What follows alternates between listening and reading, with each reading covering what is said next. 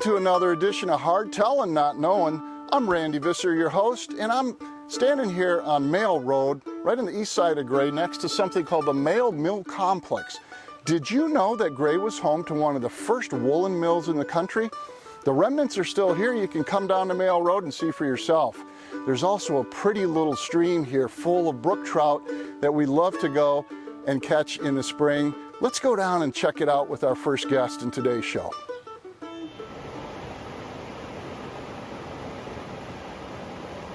Hey, did you know that Gray is home to one of Maine's premier culinary instructors and chefs? It's hard telling, not knowing, but that's right. His name is Will Barrio, and I recently caught up with this old friend of mine in a pretty little trout stream on the outskirts of Gray for a great Maine spring culinary tradition: fresh trout and fiddleheads. Hey, let's go fishing with Will. How many years you've been fishing, Will? Well, I've been fishing all my life, since I was a little boy with my grandfather. But I went to work at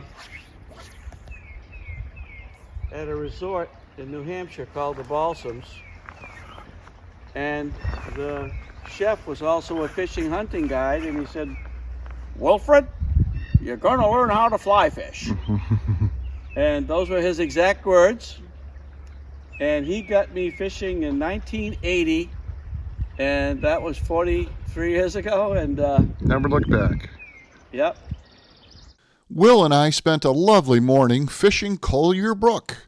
Then we headed back to the village where Will and his wife, retired Gray elementary school teacher Jatana Barrio, have lived and raised their family for the past 40 years. Will and Jatana had been fishing the previous weekend and pulled a couple of nice brook trout from the freezer for our lunch. Hey, and if it's spring in Maine, you gotta have some fiddleheads with that fresh trout.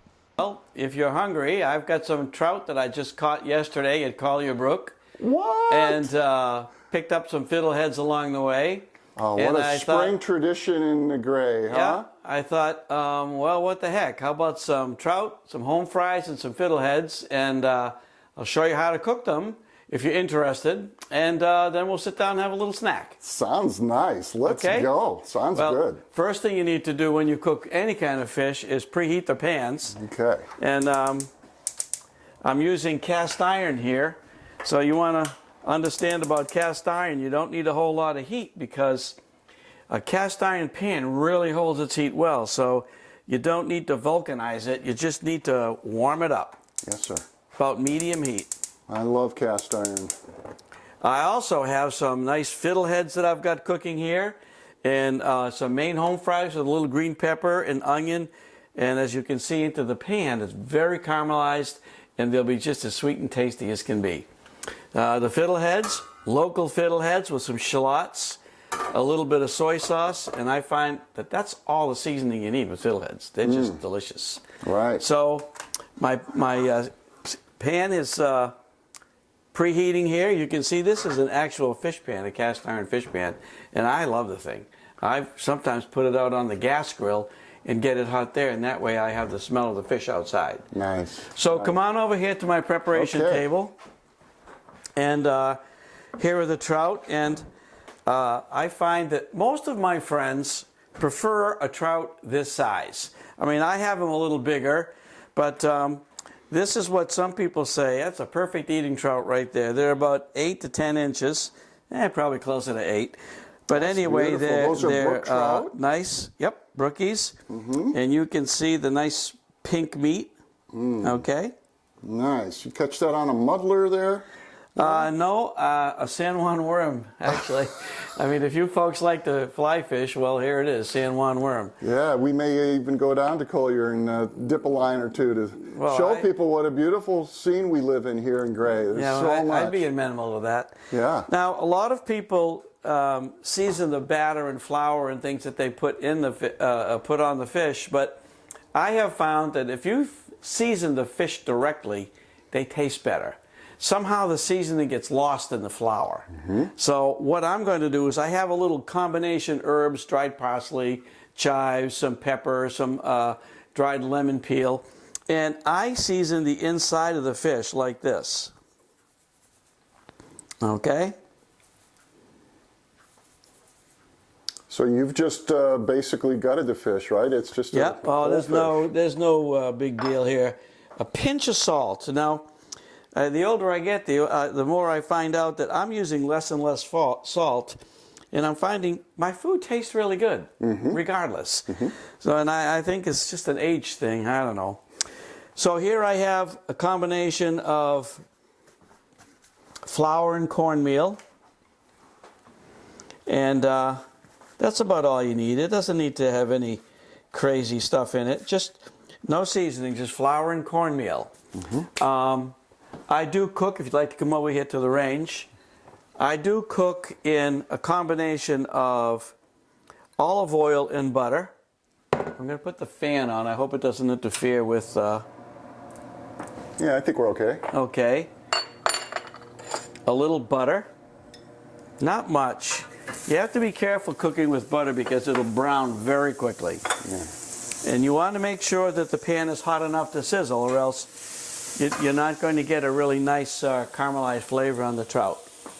So the trout, like so. And just let those go. Okay. So you want to make sure that you don't over brown the trout. Now, fish doesn't need a whole lot of temperature anyway. Of all the things that there is to cook out there, fish and eggs need the lowest temperature that will cook them. Okay. You know, so. And my home fries are cooking very nicely. I've got a small fire under the fiddleheads, and I'm using a ponzu sauce, a local. You can buy it in any supermarket. Ponzu sauce is like soy sauce, but it's got a fruit base in it. So it's really delicious. And I put a little butter and some shallots in there. Shallots are a type of onion, very small, very sweet. And hey, that's all you need with fiddleheads. They're just delicious. Let the natural flavor shine through. That's exactly right. Now you can tell. This is a real Maine traditional spring meal, isn't it? Oh, absolutely. Absolutely. You go out and catch the trout, and you come home for lunch, and off you go. You pick a few fiddleheads on your way out. Yep. Yep. So I just take a look here, and you can tell when the fish is ready because it'll start to break away. Like I said, you don't want to overdo them. They're just lightly golden brown, see?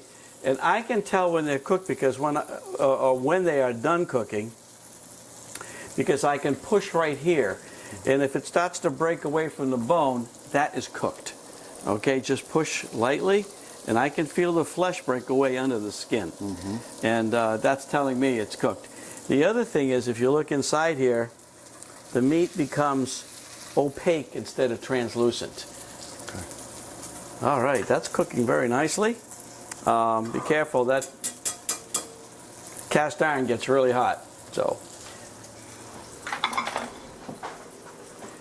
now, one of the things, the tenets that I have had in cooking forever is warm food, warm plates. And anytime I serve food to my guests, especially my bride, I make sure I have warm plates for warm food. And for salad, I make sure the plates are chilled. So these plates are getting nice and warm. And, well, when that trout's ready, I'm going to serve it immediately. Okay, and then sounds good. Sit Randy down and feed him a really fresh trout. Yeah. Hey, Will, you've been living in Gray for how long now? You're Gray residents. Your wife taught at the school system for years? We moved here in 1986 in August. We bought the house. It's right next door to Apple Tree Village. And they were going to tear it down and use the land for part of the Apple Tree Village. And someone said, wait a minute, let's sell it with an acre of land, the barn and everything. And it's a nice house. It's well, beautiful. We've lived here and loved it. We've raised 2 children here. My mother-in-law lived here, and she had an aunt that moved in, and both of them lived into their hundreds. Grammy was 104 when she died. And the kids are gone, and my wife and I are here all by ourselves. Empty nesters, huh? Empty nesters, Yeehaw. but we're loving life. I mean, Yeah. we do all kinds of things, and we've done a lot with the community. Boy Scouts, Little League, Girl Scouts. My wife taught school here at the Dunn School. She retired in 2014 after 26 years. And, you know, It's this home. is our home. Yeah. And I can't imagine at this point going anywhere. We love it. Yeah. It's got You a know, lot we love the on. people in Gray. And I think we've made some good friends. I think so too. Yeah. Randy, how long have you been here? Well, we built our house 1989. Wow. So yeah, over 35 years. Yeah. Feels the same way. Raised a couple kids and still here. Yeah.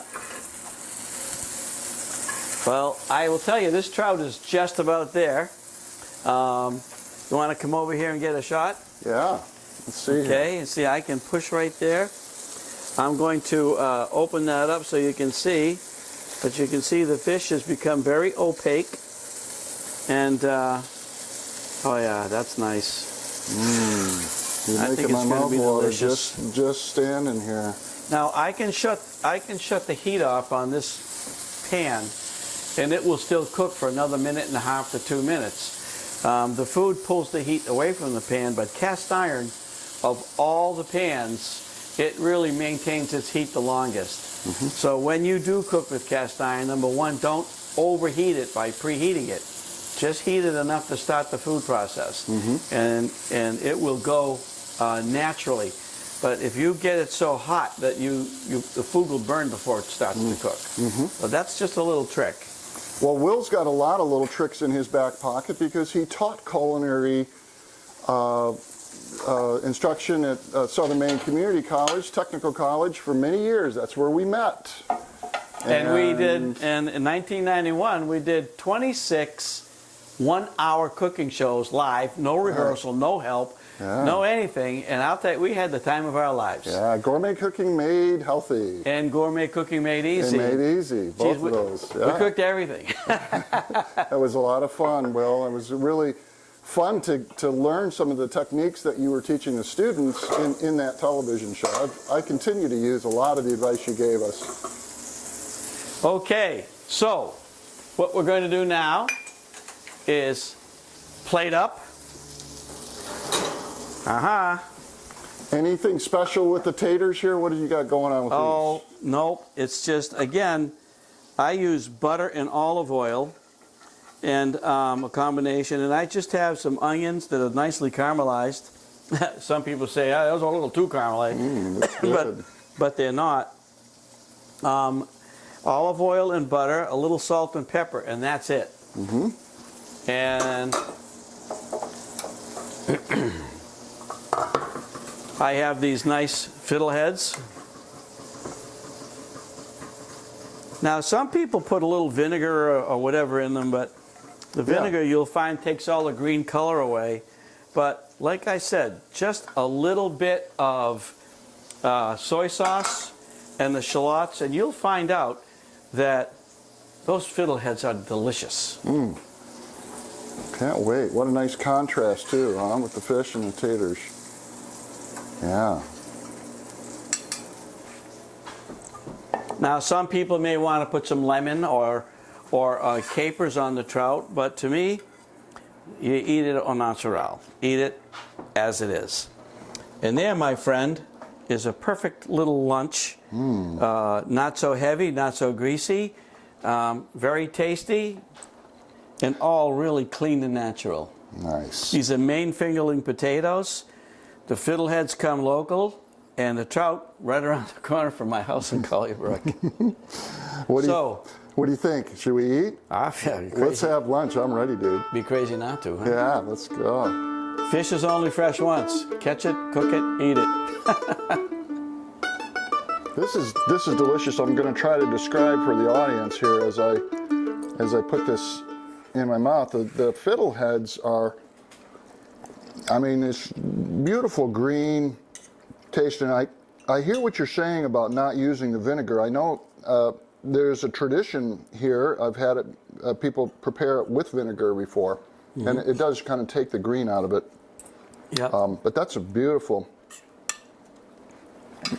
thing, and the trout is perfectly done.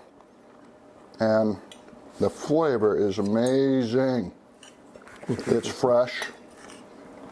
I mean, you really can't get fresh trout unless you're going to go make the effort to go out there and make that happen. There it is. So, kind of wrap things up here, Will. This has been fun.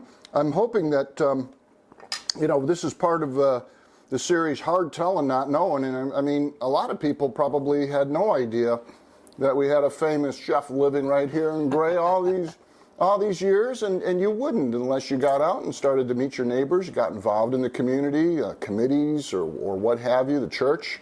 And I know that's part of your MO, and I appreciate that. I also appreciate the fact that you've always helped me understand that food is something that will bring people together. Yeah. And it's part of a social, tradition we have. And if you can really make good food, it really brings people together. Cooking is sharing. God gives you a talent, you share it. If you don't, you lose it. And I've always been under the philosophy that if you can cook well and please people, that you should. And I've tried to do that since 1969. Cool. We had a little family restaurant on Cape Cod, and that's where I got my start, learning how to fry clams. And it's just been a whirlwind career ever since. Yeah, what a great career you've had, and it's been a real honor to work with you and to produce the television series with you. And let's do some more of these. This is fun. Absolutely. And I appreciate you taking the time and sharing some of these fresh trout with us that you caught down in Collier Brook. We're going to move this segment along and actually go down to Collier Brook with Will, dip a line, and show you what a beautiful place we live here in Gray, Maine. And again, thanks for this segment. We'll probably do another one with you here in a future show. Great.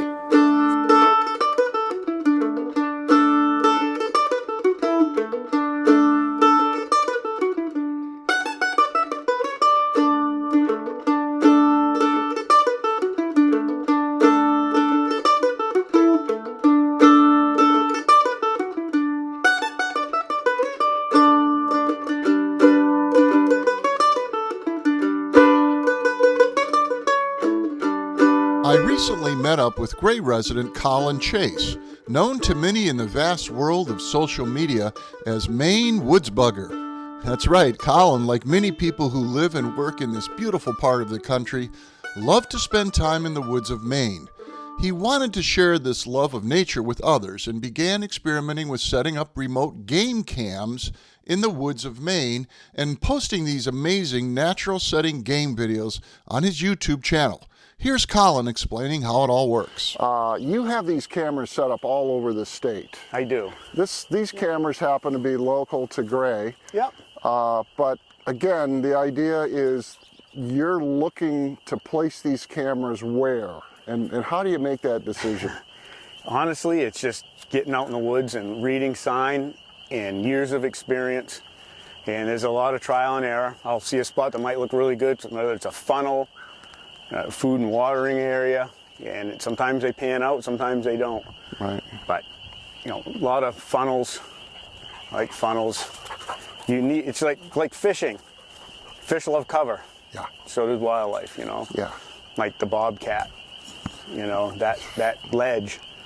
That's just a natural area for them. Right. So are you doing pre-screening of areas? How do you I do. determine, I use Google Earth if I'm going to do a new area. Okay. And then I'll scout and I'll hike. I'll even camp overnight in Nice. areas. I try to get my cameras as remote as I possibly can. So I very rarely ever get human beings on them. Obviously in southern Maine, I do occasionally. Right. But this is private property. I have landowner permission, and that helps. So I kind of know who's coming and going. But doesn't mean everybody stays out, No. So, and I kind of have a rule. If I do get a human being on my camera, I remove it. Sure. That's just something I've always done. Sure. Rare instances I won't, but Yeah. yeah, I get asked that a lot. How do I know where to put my cameras? Yeah. Well, you know, I'm going to be 53 this year. I've spent my whole life in the woods. You know, you just learn. Right. So you're thinking like a hunter a little bit. You're looking for signs of Yeah. animals. Have you thought about what animal you're targeting with the cameras? Absolutely, yeah. If I want to get otter, for example, we're going to an otter location next. Oh, okay. Which has also other wildlife too, but that's specifically what I was targeting. Right. When I target the lynx up Beautiful north, footage. that's Just specific for amazing. lynx. And then the bobcat, that ledge, I found tracks, followed them, saw where they were really hanging around, and went in and put a camera there. Do you get tips from people who say, we saw an animal, a bear or something? Would you come Sometimes. put up a camera? Yeah, I had a friend that had a piebald deer on his property, and so I went and got a camera in there and got some nice footage. It was a yearling, but it was beautiful. You know. Interesting. So sometimes I do get that, and I've asked if anybody sees like an albino porcupine or something unique, let me know. And Yeah. you know, but that hasn't happened yet. I haven't got an albino, but I'd like to. Yeah. How many hours have you recorded? Do you keep track of that? No, I have some big hard drives, I bet. but I screen a lot of stuff. I scrub right through, and I don't save everything. Sure. You know, I keep what I think's going to be that I like, and that's pretty much that. Yeah. I just had a thought on that too. I keep a spreadsheet. Okay. So, where the cameras are, the battery levels, how many videos they capture, what wildlife they capture, what size card I have in there, the lock number. So everything's recorded. Each camera, I take the serial number. It's in my, I got tabs on Excel. Now all my cameras are GPSed, so I know right where they are. Interesting. Do you have cameras that you can check into live? No.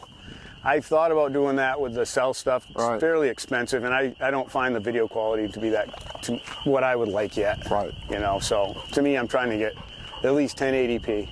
Yeah, the quality on the material I've seen on YouTube, beautiful. Yeah, that thank lynx video looks great. Yeah. You got, even at night, those cameras are picking up a lot. Yeah, and those are primarily they're a 2018 model. It was a Browning Recon Force Advantage. It they stopped making them, but they're tanks. They're reliable, but that fleet's starting to wear a little bit. Yeah. I just had one camera. The audio's starting to go, so I'm now starting to use the Browning Recon Force Elite HP5, which been a year. I've had two I tested, and they're great. I'm getting excellent results. Nice. They're a little bit better in quality as far as nighttime goes. Yeah. There's some white balance issues for day stuff, but I can fix that in Yeah. post. But Yeah. and then the software update might take care of that. I've been in touch with Browning, so Yeah. yeah. And it's an interesting way to think about using video. I mean, I've used it in so many different applications, non-commercial. Oh yeah.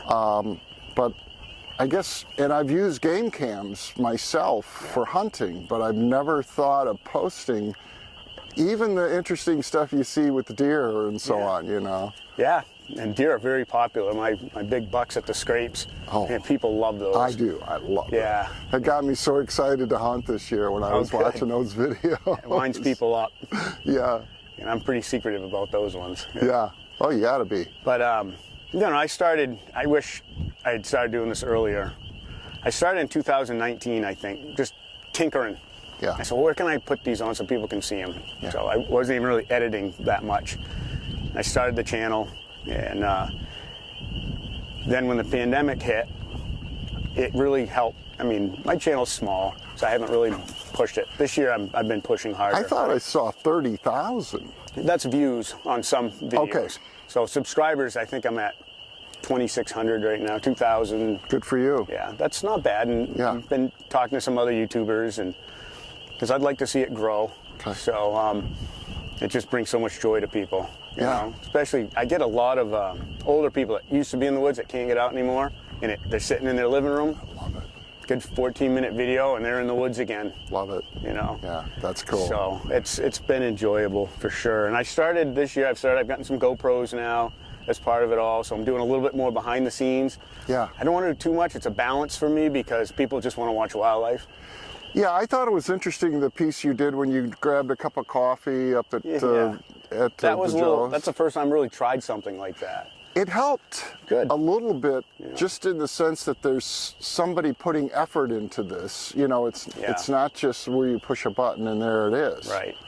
But I mean, my channel's Maine Woods Booger. Yeah. So to me, the whole purpose of my channel wasn't just to do trail cameras. That just happened to be what people were really going for. Right.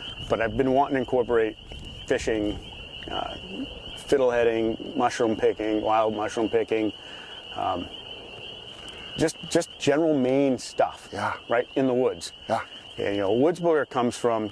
I have a lot of photography friends, and one of my photographer friends, because they're always out trying to chase sunsets and everything else. Which Right. I'd like to do that too, but I'm like, nah, I got to go in the woods. I got to get my dog. You know, I got to go shed hunting. Yeah. And that's another thing I'm going to get on the channel, is some shed hunting this year. Although I've slowed down.